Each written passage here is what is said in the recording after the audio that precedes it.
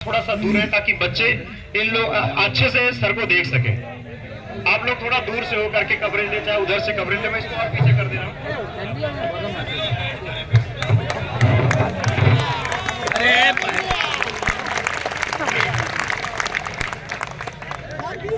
इनकलाब जिंदाबाद, इनकलाब जिंदाबाद, इनकलाब जिंदाबाद। प्यारे दोस्तों नमस्कार। देखो भाई,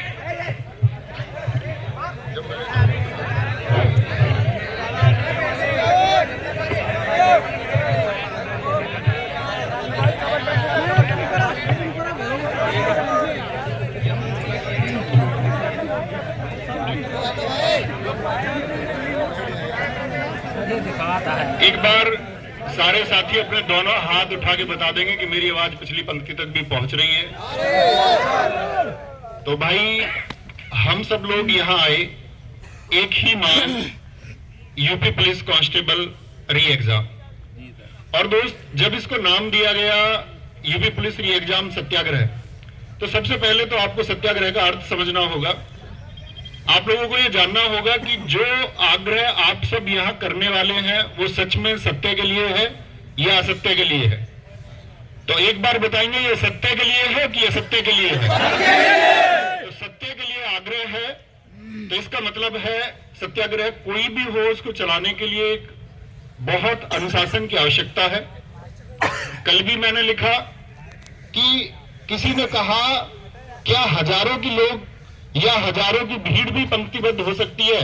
तो हमने कहा हाँ, हो सकती है।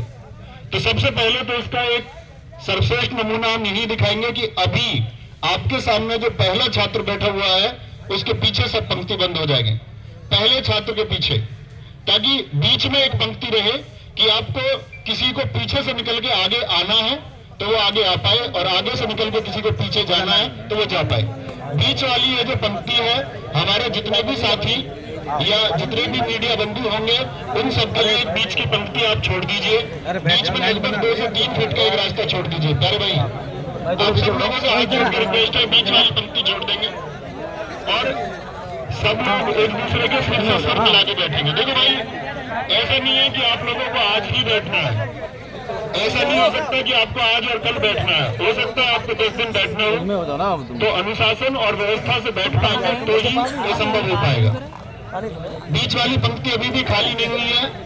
तो जिस तरह यदि आप हमारी बात नहीं मानेंगे तो मुझे नहीं लगता कि आप किसी की बात भी मानोगे, और किसी की बात नहीं मानोगे तो कुछ होने वाला है नहीं। भाई मैं अपनी भाषा में बोलूं, मैं अपने रुबान पे बैठा, साइड में क्यों ना हो, ये बीच वाली लाइन छोड़ दो प्लीज। ऐसा कुछ नहीं है भाई, आप आगे बैठेंगे तो आपकी कोई प्रेजेंस जाएगी, इसका कोई अर्थ नहीं है। क्योंकि सब लोगों की एक ही डिमांड है कि परीक्षा फिर से होनी चाहिए। और परीक्षा फिर से क्यों होनी चाहिए? परीक्षा फिर से इसलिए होनी चाहिए क्योंकि लाखों करोड़ों लोगों के सपनों को रौंदा गया है और खुले आम रौंदा गया है। घंटों पहले परीक्षा देके, घंटों पहले प्रश्न पत्र देके उन सारे छात्रों को जिन्होंने 4 वर्षों तक निरंतर मेहनत की, ऐसे बहुत सारे छात्र उस रेस में उनसे आगे निकल गए जिनको 4 घंटे पहले पेपर मिल गया। और पेपर मिलने के साक्ष्य विवेक सर ने मिलिंदपुर बीजेपी, जो सबसे पहले वहां पर आपका ट्विटर पर उन्होंने शेयर किया, विवेक सर ने सबसे पहले आप लोगों को इसके बारे में अपडेट किया। अरुण सर उन्होंने अपने टेलीग्राम पर अपडेट किया। तो ये सब साक्ष्य हैं और ये बात आप सब लोग जानते होंगे, और गवर्नमेंट को, मीडिया को भी जानने का प्रयास करना चाहिए कि यूपी कांस्टेबल के अभ्यर्थी तो छोड़िए, ये पेपर मिठाई की तरह उन सबके पास भी पहुंचा है जिन्होंने यूपी पुलिस के लिए अप्लाई तक नहीं किया। मानते हैं इस बात को? ये पेपर हम पढ़ाने वाले अध्यापकों तक भी पहुंचा है और गांव देहात के एक अनपढ़ व्यक्ति तक भी ये पेपर पहुंचा है जिसका पेपर से कोई वास्ता नहीं है। तो ये मांग साथी या किसी भी प्रकार का लॉलीपॉप या किसी भी प्रकार का बहाना मेरे द्वारा, अन्य किसी के द्वारा, या कोई एक झूठा आश्वासन आपको बीच में, आपके इस संघर्ष के रास्ते के बीच में यदि दिया जाता है तो आप क्या उस लॉलीपॉप को स्वीकार करेंगे? हमको इसके लिए मांग तब तक बरकरार रखनी है जब तक एक ऑफिशियल स्टेटमेंट आपका भर्ती बोर्ड की साइट पर या गवर्नमेंट के द्वारा या किसी जो पीठासीन व्यक्ति है उनके द्वारा कोई स्टेटमेंट आए और एक आश्वासन दिया जाए कि हाँ, ये मानना पड़ेगा कि भर्ती में धांधली हुई है, और धांधली नहीं, ये अत्याचार हुआ है। एक छात्र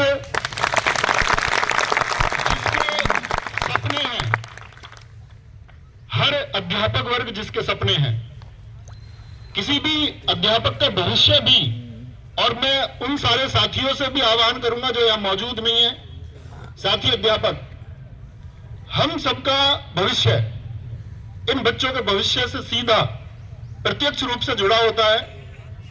बच्चे जितना ज्यादा कामयाब होंगे, अध्यापक उतना ज्यादा कामयाब होगा। बच्चे कामयाब नहीं होंगे, अध्यापक कामयाब नहीं होंगे। तो आप सब प्लीज इन बच्चों के जो आंसू हैं, जो इनका दर्द है, जो सपने इन्होंने देखे, कोई धनाढ्य व्यक्ति यूपी पुलिस कांस्टेबल में भर्ती होने का सपना नहीं देख सकता। सरकार जानती है, हर एक शिक्षित वर्ग का व्यक्ति जानता है कि यह सपना निम्न वर्ग के छात्रों और अधिकतर निम्न वर्ग के छात्रों और बहुमुश्किल मध्यम वर्ग के कुछ छात्रों के द्वारा यह सपना देखा गया कि हाँ, इस बार हम कुछ करके जाएंगे। 60,244 पद देख करके सबका बोलते ना हृदय एकदम से फल फूल गया। पिछला एग्जाम हुआ, कुछ एग्जामों में ऐसा हुआ कि बच्चों को अपना जो साहस है, जो प्रतिभा है, वो दिखाने तक को मौका नहीं मिला। दिल्ली पुलिस कांस्टेबल बच्चों को फिजिकल की तैयारी के लिए भी समय नहीं दिया गया, सपने कुचेले गए।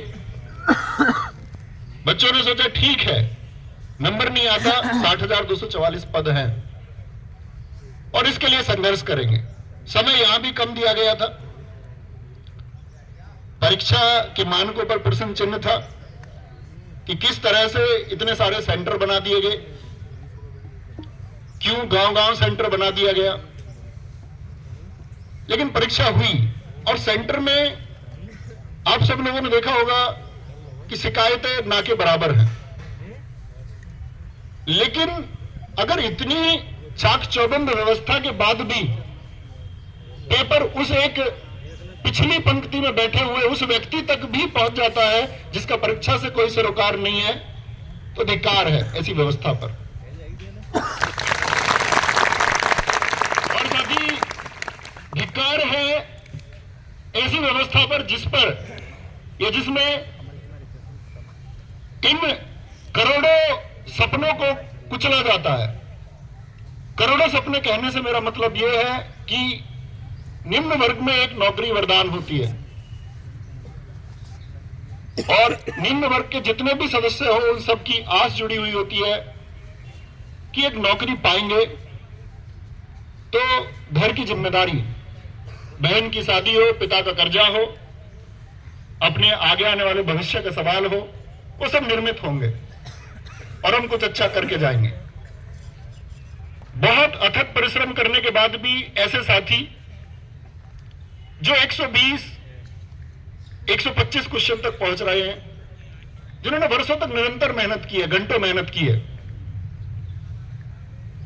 और 4 वर्षों की तुलना 4 घंटे से कर दी जाती है और 4 घंटे जो पेपर देके आता है उसके क्वेश्चन है 147, 145, 144।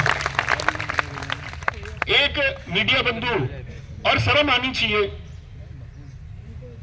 मैंने देखा एक मेरे जैसी व्हाइट जैकेट पहने हुए, आप सबने भी देखा होगा एक पत्रकार को, उसने कहा है कि जी एक प्रश्न किया कि जिस ग्रुप में ये पेपर शेयर हुआ कितने लोगों ने उसको सीन किया। क्या ये मूर्खता से भरा सवाल नहीं है? क्या ये मूर्खता से भरा सवाल नहीं है? इस बात की क्या गारंटी है? ऐसा कौन सा उपकरण है इस आईटी सेल के पास जो ये बता दे कि ये जो प्रश्न पत्र है सीन होने के बाद कितनी जगह शेयर किया गया है। इस बात की कोई गारंटी नहीं है, ना ऐसा कोई माध्यम है कि कितनी जगह शेयर हुआ। क्या वह लाखों छात्रों तक शेयर नहीं किया गया? क्या 18 की सेकंड शिफ्ट का पेपर पाने वाले छात्र